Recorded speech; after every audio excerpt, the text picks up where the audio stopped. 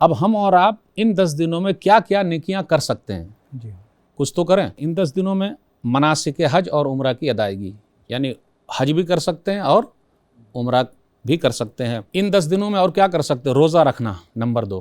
رسول اللہ صلی اللہ علیہ وسلم ذو الحجہ کے پہلے 9 دن تک روزہ رکھتے، جی 1 سے لے کر 9 تک روزہ رکھنا۔ تو پتہ یہ چلا کہ ذو الحجہ کے شروع کے 9 دن روزہ رکھنا مستحب ہے، یا نہیں تو کم سے کم ہم اور آپ عرفہ کے دن کا روزہ رکھیں۔ اگر 9 دن نہیں رکھ پا رہے ہیں تو کم سے کم عرفہ کا روزہ رکھیں۔ ہم اور آپ کیا کریں؟ نمازوں کا اہتمام کریں، یعنی نفلی نمازیں زیادہ سے زیادہ پڑھیں، 5 ٹائم کی تو پڑھ ہی رہیں، اور فرائض کے ذریعے آدمی کیا کرتا ہے؟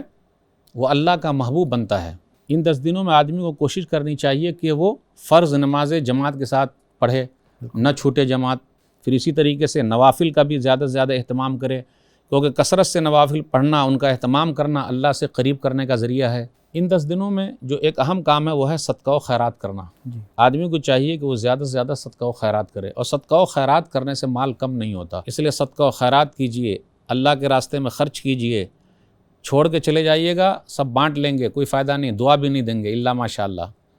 تو یہ مہینہ ہم سب کو ملا ہوا ہے، دعا کریں اللہ ہم سب کو نیک عمل کی توفیق دے۔ الحمدللہ اس پرفتن دور میں ہماری نوجوان لڑکیوں کے لیے مرسی ٹی وی نے 2 سالہ عالمہ کورس کا بھی آغاز کیا ہے، لہٰذا دیر کس بات کی، اس مرسی ایجوکیشن سسٹم کے آپ بھی ایک ضرور ممبر بنیے۔